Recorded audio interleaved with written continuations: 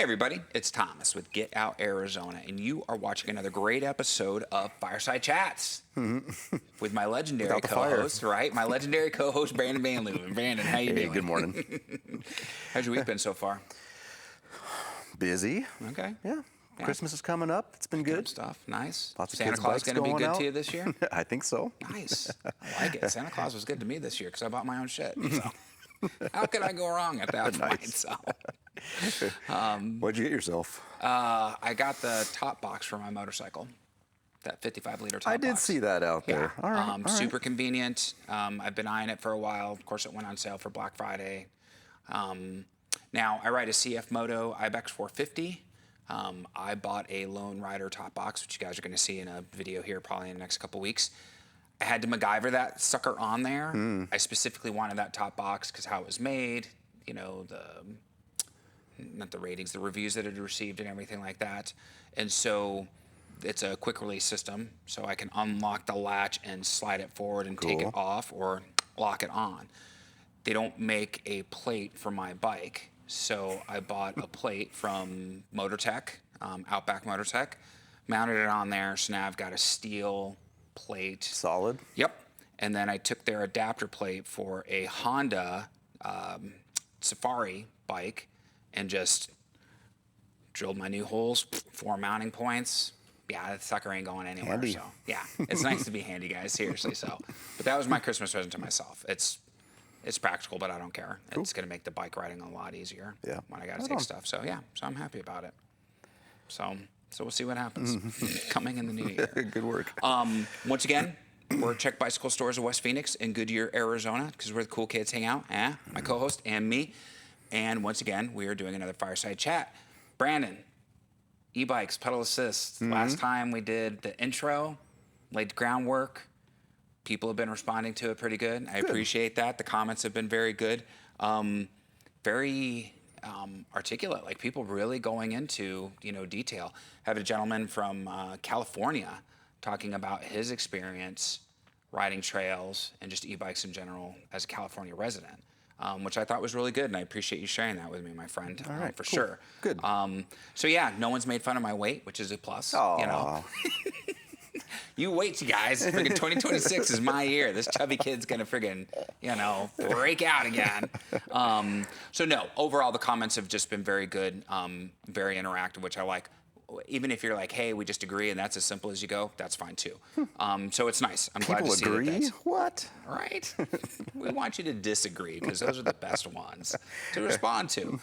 So today, I figure we would continue along with that vein and talk about what makes a good e-bike pedal assist and what makes a bad e-bike and pedal assist. And before we get started, I mean, again, you being the shop owner, you're working on bikes every day, I'm sure there's some horror stories you could, start us out with on shitty e-bikes. I know I've seen a couple back there. I know.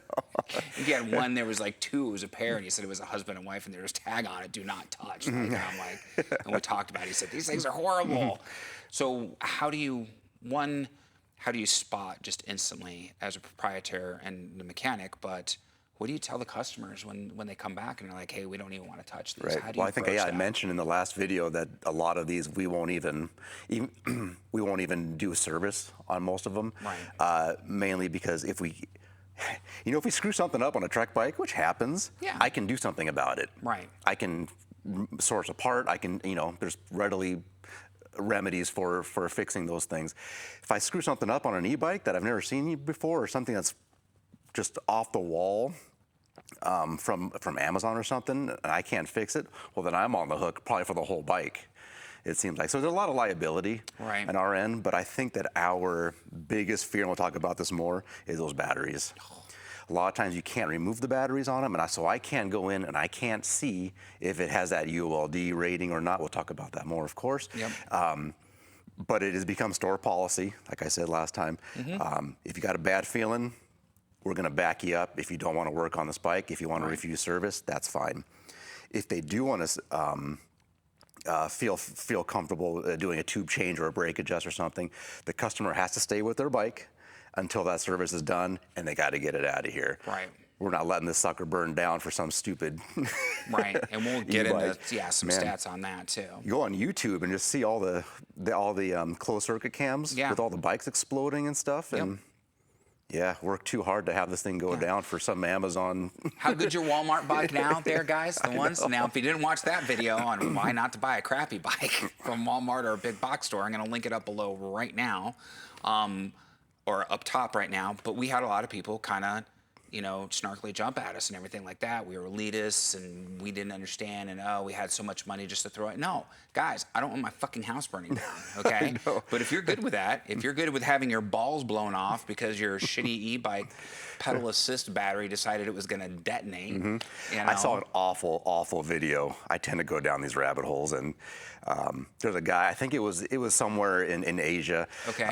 He was carrying the battery with him into the elevator. Oh. Have you seen that one? No, but and I it already goes know off where in this the is going. elevator, and the guy Jesus. had nowhere to go. Yeah. And the guy, he lost his life. Right. What a bad way to die, man. I can't He imagine. had just trapped in an elevator with this lithium-ion battery just going berserk. Yeah. That's terrible. Now, I will link the video or the story from Las Vegas. I forgot to do it in the last video, and I apologize. I will link that story down below in today's description. It's going to be front and center. I want you guys to watch that. It's a short YouTube video, but it shows you one kid, again, hopped up pedal assist. We talked about it. Hits the vehicle. The battery explodes. The battery should not explode when you hit a vehicle, but that's just a product of a shitty e-bike, guys. He was slightly injured, but more importantly, that poor woman in the vehicle got burnt. Her face and head was burnt, you know? So I'll link that down below. But yeah, you can go down the rabbit hole, and no one wants that to happen. I would never wish that upon you, even if you are riding a crappy e-bike, but just know it's potential. So, right. And we had one just close to home a couple weeks ago. We have a store in Verado that they had one of their bikes go, one of the customers' bikes. Luckily, they were fast, and I think it may have already been outside, or they were able to push it outside. But that's hitting close to home now. And yeah. What if it happened when nobody was around, or if the store was closed? Yeah, you just lost your livelihood. We don't risk it. Yeah, we don't no, mess and around. I wouldn't either. So, this video, and you'll never hear me apologize. Oh, sorry, this fireside chat is such a long video. Nope, we're just gonna let them run. And, you know, hey, here's your chance. If you guys got good ideas for fireside chats, man, put them down below in the comments, okay? We already have a couple more lined up, but when we're done talking about all things e-bikes, but put them down below. So, we're gonna talk about what makes a good e-bike, what makes a bad e-bike, why buying from a reputable brand is so important, why that matters, and the too good to be true deals. We've seen them, you know, before. And I mean, let's face it, there's room for a lot of bad actors there because everybody wants the e-bike. They want to go faster, they want longer range, you know, everybody promising the sky. Now, we talked about it on some review. I think it was the Townie. Rivian or Revian or whatever, the EV manufacturer for the SUVs and the trucks, their pedal assist is coming out here in a couple months. Dude, that thing looks badass. Everything's certified. Now, would I buy a vehicle from them or a bike from them, even though they aren't a bike manufacturer? Yes. They have a great reputation for manufacturing EV trucks and SUVs. So that I could see. But their bike ain't cheap either.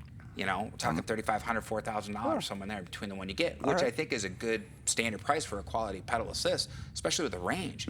Ridiculous range on that thing. So just remember, guys, if too good to be true, Amazon, what's the one? Not Etsy's. What's the Chinese version of Alibaba? Alibaba. And there's a couple other ones. Yeah, guys, proceed with caution as far as that goes. So, all right, so let's get started.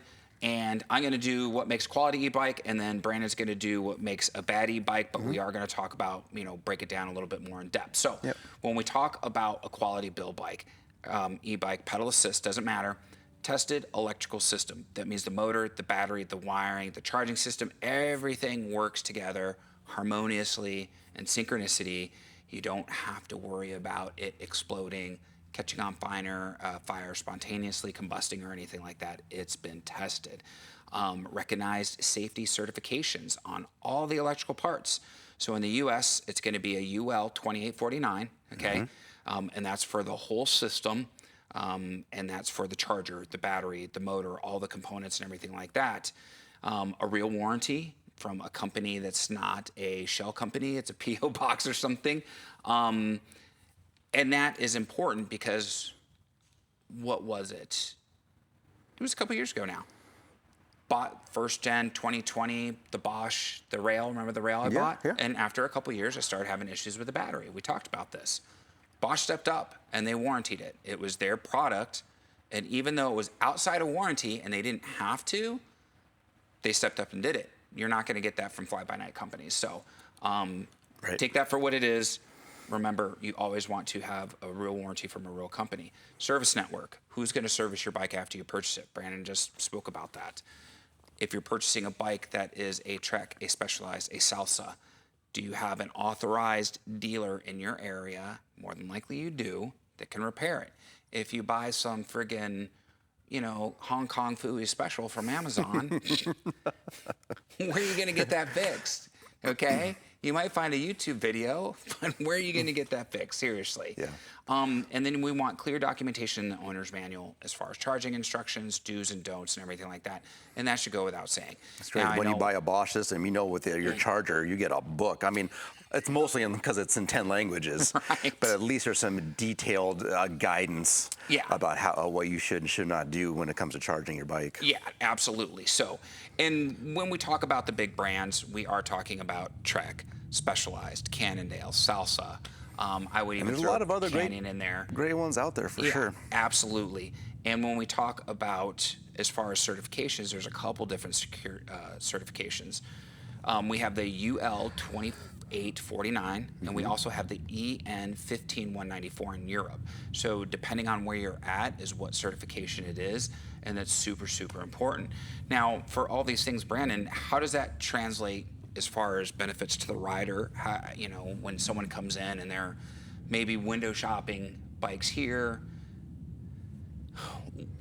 how do you use that information to help them understand, hey, this is going to be a better purchase for you? Well, I think a lot of times people get sticker shocked because you can buy one on Amazon for $400. Right. You're not going to touch, and we're not getting anywhere close to that in here. Yeah. But I try to stress the value of support.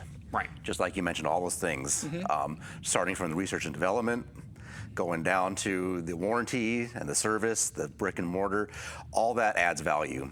It's not cheap, but you don't want to be left with your cheese in the wind either. Even if you bought a $400 bike, if it's good for nothing because something went wrong with it and you can't get anybody to fix it, that's not economic either. Yeah. That's not practical. Yeah. So.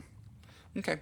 Did it answer your question? It does. Okay. Well, and so how do you address safety issues? There's value and support. Right. And I know you got to pay for it. Sorry. Yeah, no, you do. And I mean, good labor isn't cheap, guys. I mean, that's just one of those things. If it was, then there wouldn't be a difference between a Volkswagen and a BMW M5, or a Toyota and a Lexus. I mean, let's talk about it that way. I don't think there's a real difference between Nissan and Infiniti, though. No, I'm joking, guys. It's kind of being a dick to the Nissan owners as far as that goes. But yes, quality difference. Now, how many people come in and when they talk about safety and safety concerns, does anybody even address safety concerns between Not so much. reputable manufacturer or a fly-by-night manufacturer? I bring that into the conversation when a customer might begin to balk at the price. Okay. I'm like, well, yeah, it's more, but now you have a battery, it's not going to blow up on you. You have a system that all works in unison, just like you were saying. Yeah. It all boils down to the quality of the bike, and again, it's not cheap. Sorry. It's not cheap. It's not cheap. All right, Branden. So talk about some of the red flags. I've got it queued up for you. Yeah. Yep. So red flags. I went onto Amazon yesterday. Okay. And just to see what was on there. Hey, you can get an e-bike for like $200. I don't even know what the word was. I don't even know what it was called. I can't remember. So that's kind of your first thing. If you've never heard, if you even have, if you were to buy a car, everybody knows Ford and Toyota and Subaru. If you saw a car you didn't know, haven't heard of the brand before, it's kind of a moment for pause, perhaps. Right. The same thing is applicable with bikes. Okay. If it's a brand that you've never even heard of, I would go ahead and do more research into that company for sure. On a lot of those, I was surprised. Some of the ones that kind of look like shitty bikes on Amazon, they did have the UL certification, Okay. and they had warranties on them as well. So you could look in there, whether they're legit or not is one thing, but there were quite a few what I considered to be non-quality e-bikes that had those certifications, and probably a quarter of those did not, no mention. So really, if there's no mention, I would shy away from any Right. bike that had absolutely no mention of the certifications for safety. Okay. And they like to boast that, I noticed too. Yeah, yeah. You'll see big old ULD 1120, the Yep. whole thing is in bold letters. So they're really bringing that home that that is a safe bike, even though it might be $400 or $500. Right. And so here's the thing with that though too, and this is why a little bit of investigatory work will go a long way with you. You can have a bunch of parts that are UL rated, okay, and they have that certification and testing, but those parts might not work well together. Right. And though they may be certified to work under certain conditions and circumstance, when you use them outside those parameters, they now become dangerous. So take that for what it is. Just because they say it's certified doesn't mean it is. It's easy to lie about. And if it is certified, make sure that it's able to work cohesively with all the other parts. So, And that's great. The certifications are great if they're legit. Yeah. But be that as it may, I doubt there's anybody that's going to answer a phone for you, or anybody's going to want to service it. You never Or know. anyway, look at Amazon. I don't know. Hello, my That name might is be- Patrick. It's not Patrick, dude. I get it. know. It's Patel, but okay, help me out. That might be a good, just an investigative call, just to see what happens when you do call these companies. Inquiring minds want to know. Yeah. Exactly. So, It's not bad. Yep. So you'll see that, but again, I highly doubt there's any further support with those bikes. Right. Once you get past it, even though they are certified. Right. And then there's one more here that I wanted to mention. I did see this a lot when I perused.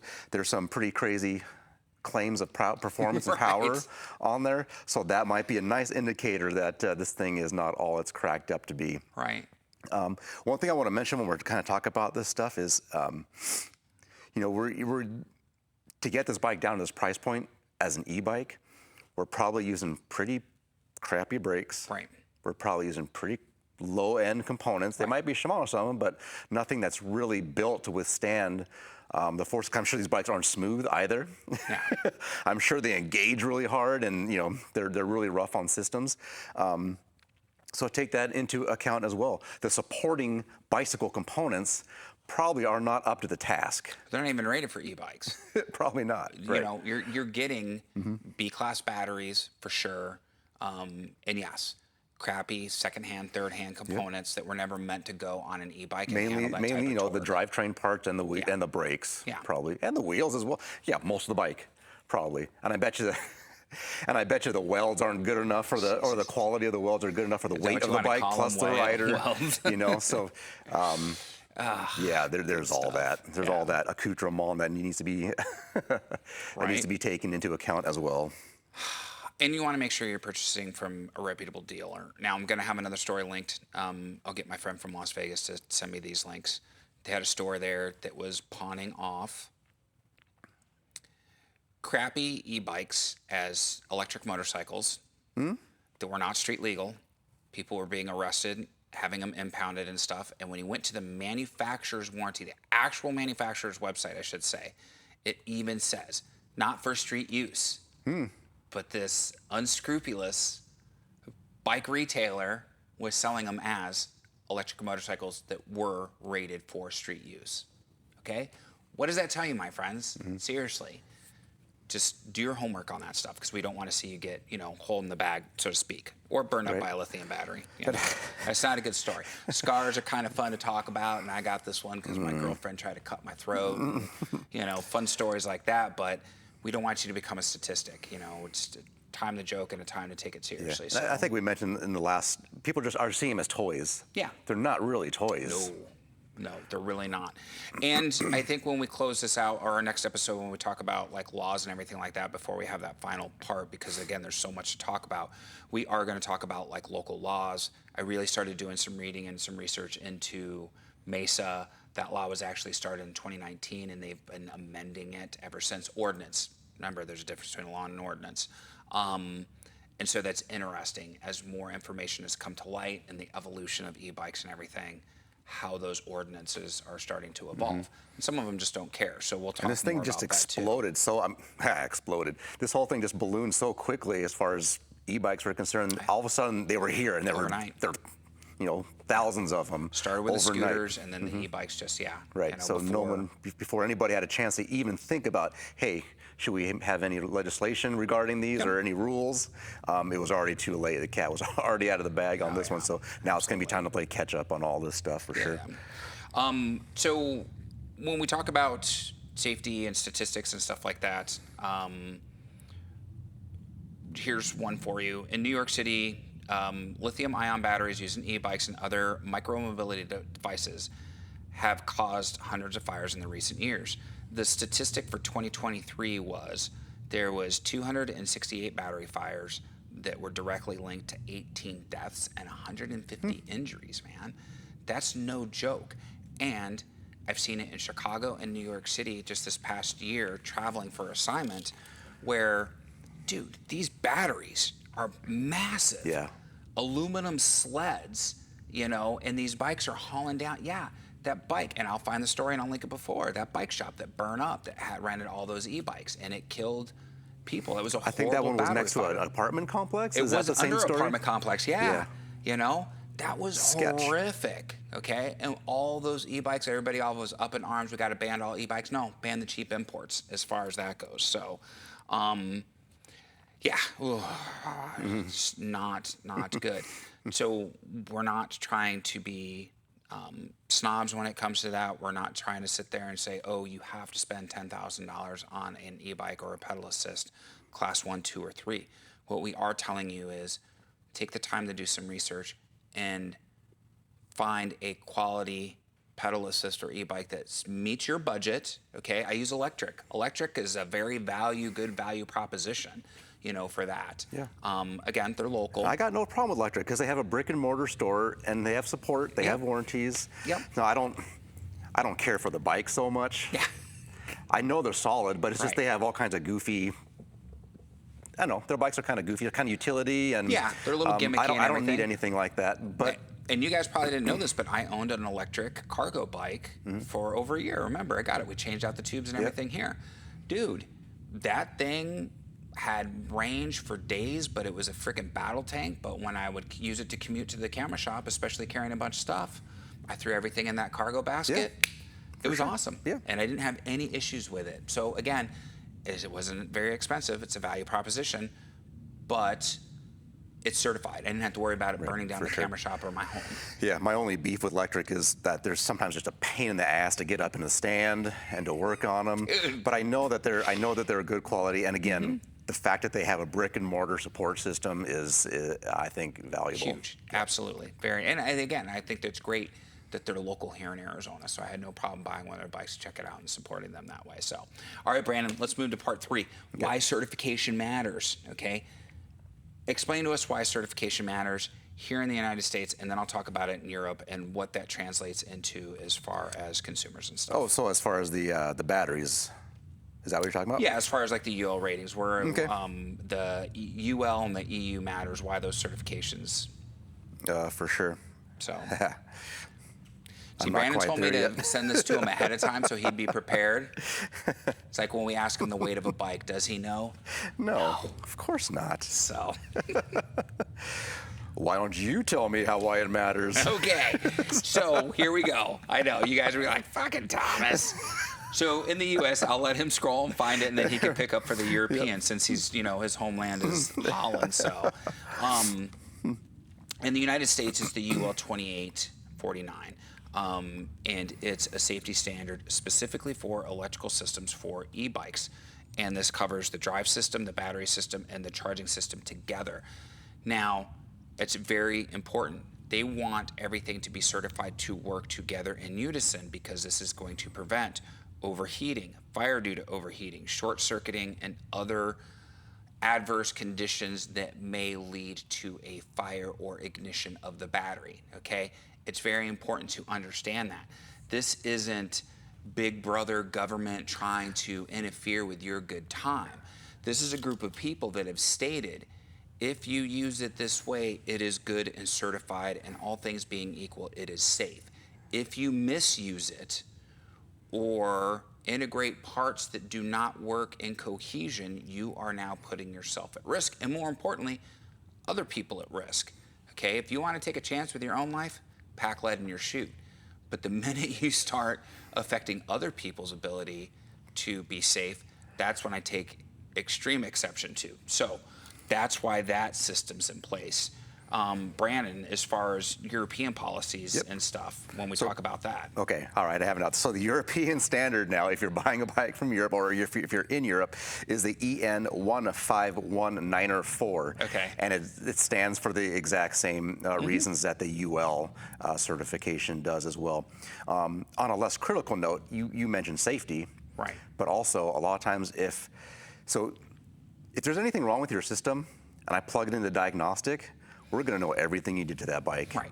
We know everything. How long you stayed in turbo mode, how hot the batteries have been, how cold, everything. What websites you visited. So if we plug your bike in and we see that you tinkered with it, you chipped it, you've lost your warranty. Right. Yeah. So, I mean, it's not as critical as the safety again, but if you have a nice, expensive e-bike and you want it to go faster, and something goes wrong, you're done. You're going to be paying out your ass for repairs. For that thing. So. Yeah, absolutely. Tell everybody what ePAC stands for, because a lot of people were, it was a question as far as that goes, and it's right there for you, Branden. Soft pitch. Yeah. Electrically powered assisted cycles. Where do you get that? ePACs. It's right there. See? I trust you guys. I trust you. So many words. Right? It's better than going to Harkins. It's not. It doesn't cost as much. Just let the video play through in its entirety. Play it in the background. Like we had that one person said, they were sad that they watched the video. They put it on so they can hear it in the background, let it play all the way through, and then blasted us in the comments because we were jerks. So just let the video play. Yeah, so all right. Sorry. I'm pretty sure there was a song by Lisa in the Cult Jam. Let the music play. Yeah. From the 80s. I love that. So when we're talking about that and the ePACs and everything like that, we're also talking about compatibility for bikes up to 250 watts with assist up to 25 kilometers. Now remember, that's in Europe, and the Europeans have a different standard for bikes.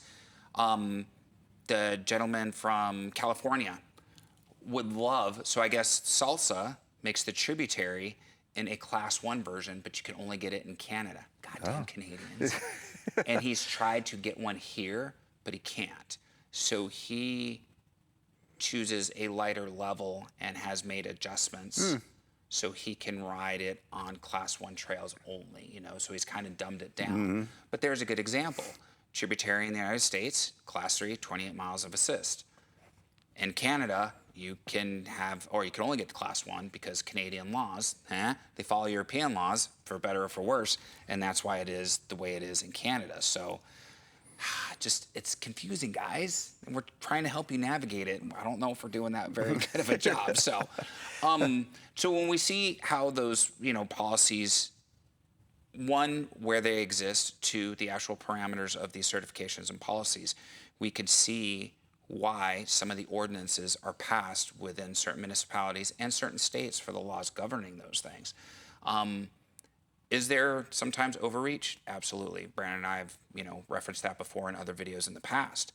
But I almost wanted to rather see a knee-jerk reaction and err on the side of caution and safety than not having anything in place.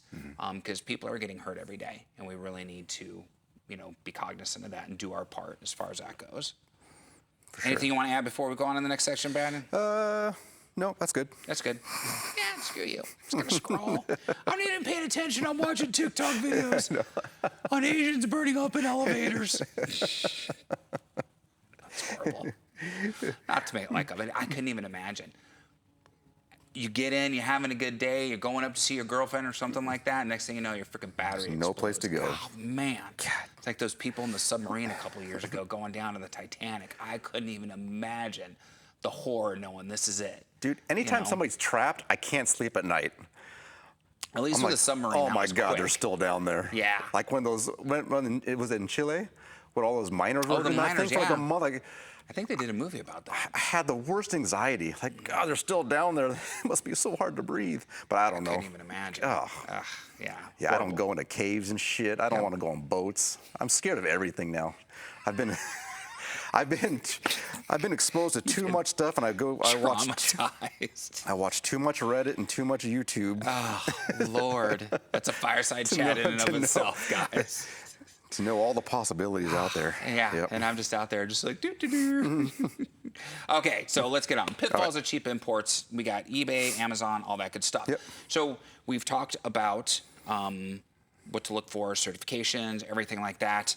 Now, some of the pitfalls. Sure, we're going to kind of reserve this to the sub $800 e-bike, because I think once we start getting to 800 to 1,000, we start to see some quality improvements, components, welds, all the things that you mentioned. So when we talk about safety, non-certified, you get no support, no brick and mortar support, no one to call for assistance. Batteries can catch on fire, chargers can catch on fire because they're wrong chargers. All of these things that cause failures. And an example of that, there's about 24,000 lithium-ion battery bikes sold that were considered to be budget e-bikes that have caught fire over the last 3 years. That's a lot of bikes. So to see statistics like this and go, well, how come it didn't make the news? Because we're talking about other stuff. We don't find this stuff important. The statistics are boring and everything like that.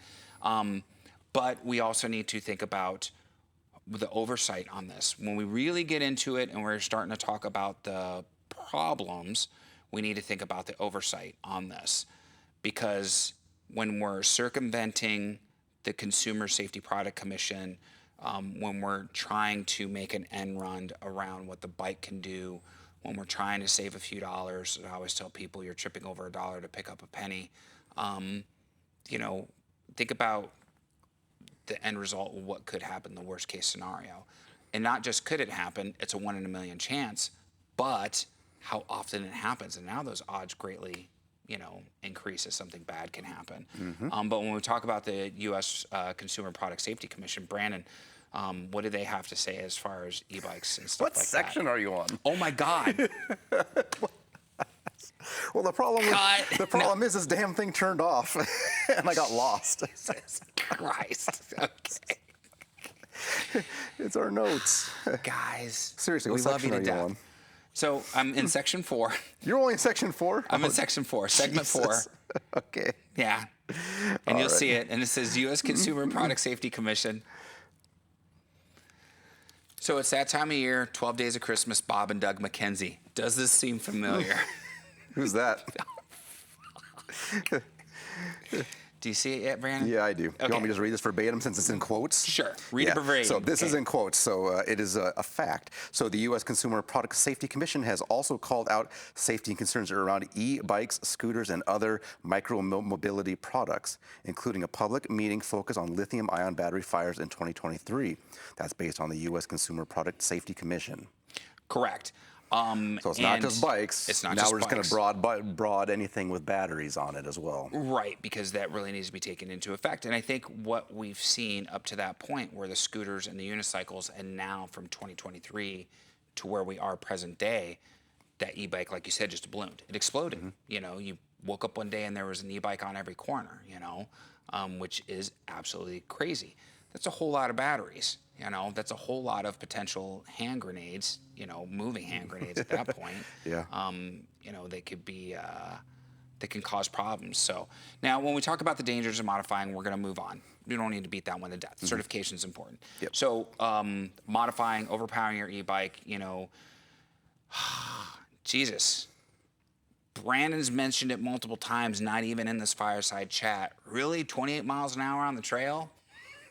Going downhill on a mountain bike? Are you kidding me? Going uphill 20 miles an hour on an e-bike. Yeah, It's insane. So when we talk about some of the dangers, some of the things that could happen, Branden, I'm going to let you start off as far as that goes. Okay. So in what respect? In just being able to handle your bike at 28 miles an hour. When we're talking about speed, are your components able to handle that type of, speed, stopping power, component failure because it's not rated for that type of abuse and everything? And there's a lot more parts that are going in and now say e-bike rated, which is great. But we still see, despite that, pads are going out faster. Right. We're burning out chains faster. We're burning out cassettes faster. Drivers, how many hubs have I friggin' just sheared off? Right. Because they weren't e-bike I rated. mean, they're trying, but it's so much more force, so much more torque being put on these parts. And still, I mean, the brakes, they're still just regular. You might get 4-pot, some nice brakes, but they're still the same brakes that you use to stop a normal bike that only weighs 30 pounds and only goes 20 miles an hour. On its best day, downhill. Right, exactly. So again, a lot of these parts, while they're trying to modify them to be more conducive to the forces of an e-bike, they're wearing out much faster, and one should be ready to change out these parts much more quickly. The main thing we see is people aren't changing gears as much anymore. You got a big old 650 watt battery, motor pushing you along. You don't have to look for those lower gears. Right. So people, they're not using those lower gears. They're smoking the first 3 or 4 of them, but the rest of them are perfectly fine. Not even touched. So that's just one point in case of how people are changing their riding habits. The riding styles, And the riding styles, because these bikes are doing quite a bit of work for you, especially those more powerful ones. Right. And say for a bike that is e-bike certified, I will use the current generation rail or even Turbo Evo, any of those top tier bikes. The parts are definitely different. Again, this we see with the price increase and everything like that, but there's still limitations. So if I were to take that Trek rail and now chip it and make it twice as powerful as it is, the parts that were rated certified for e-bikes at this level, that's out the window. Right, you're out of the envelope now. It's no longer certified. You're a test pilot. Yep. Tom Cruise doing Mach 10. Oh, can I get some water?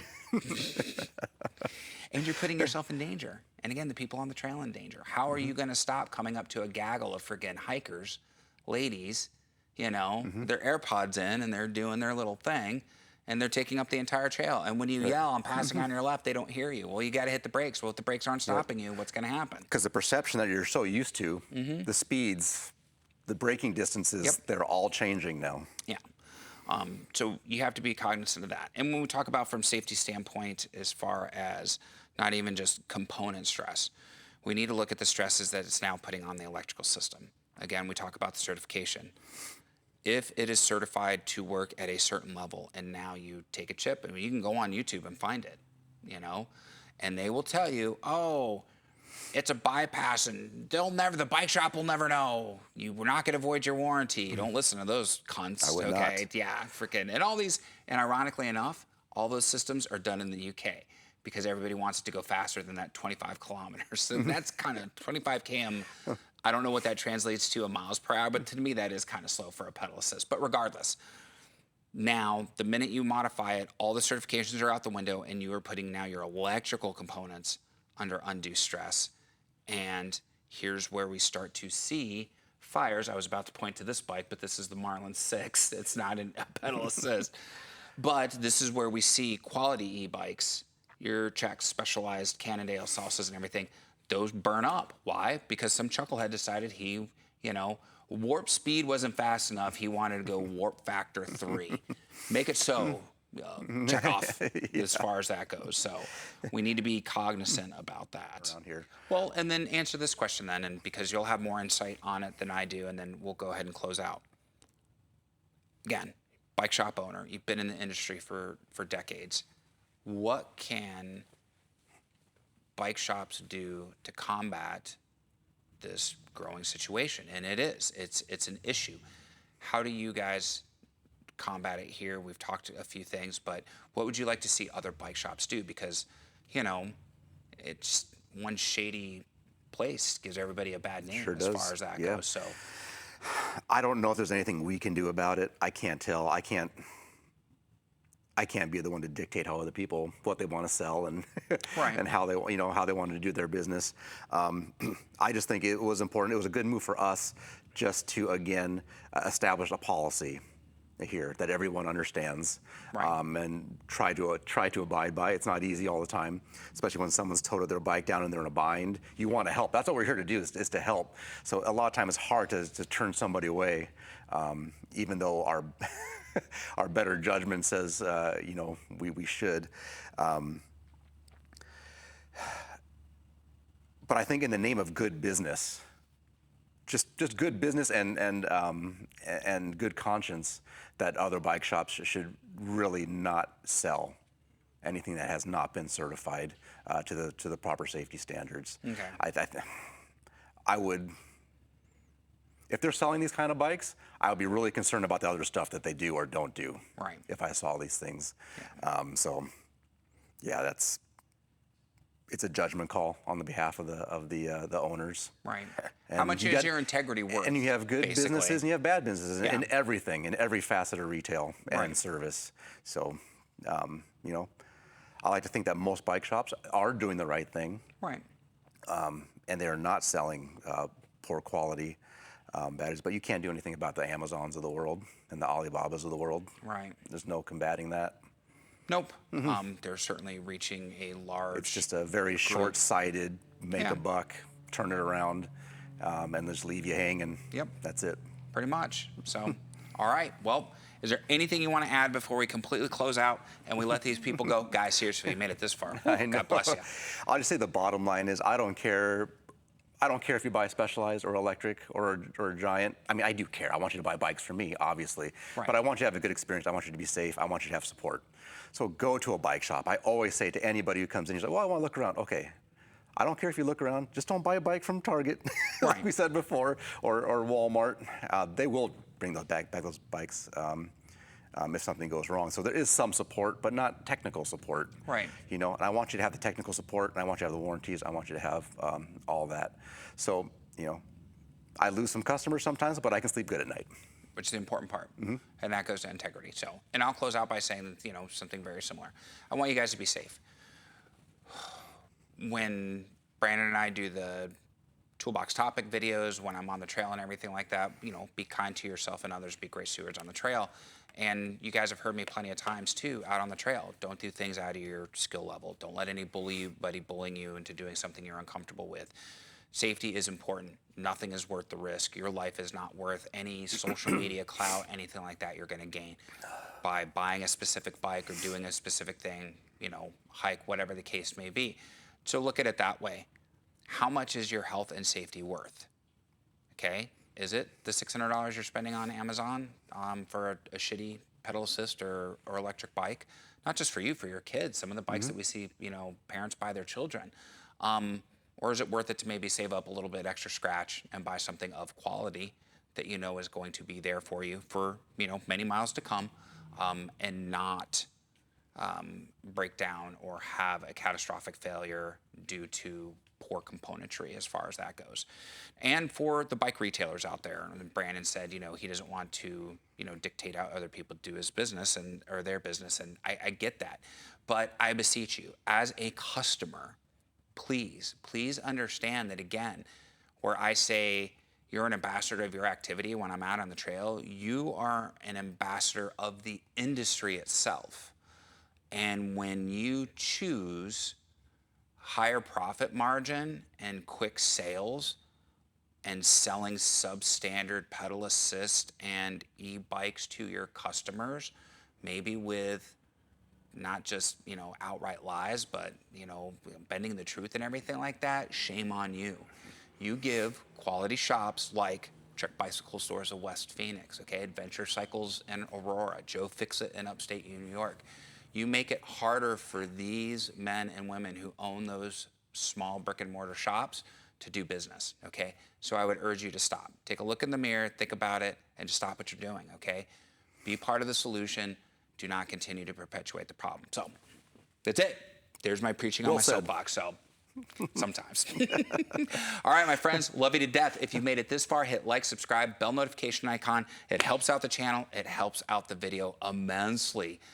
Links down below. Check Bicycle Stores of West Phoenix is the most important link. Follow that link. If you have any questions about today's video, you can always comment down below, obviously, but on that link, you can call Branden, one of his amazing team. They'd be happy to help you.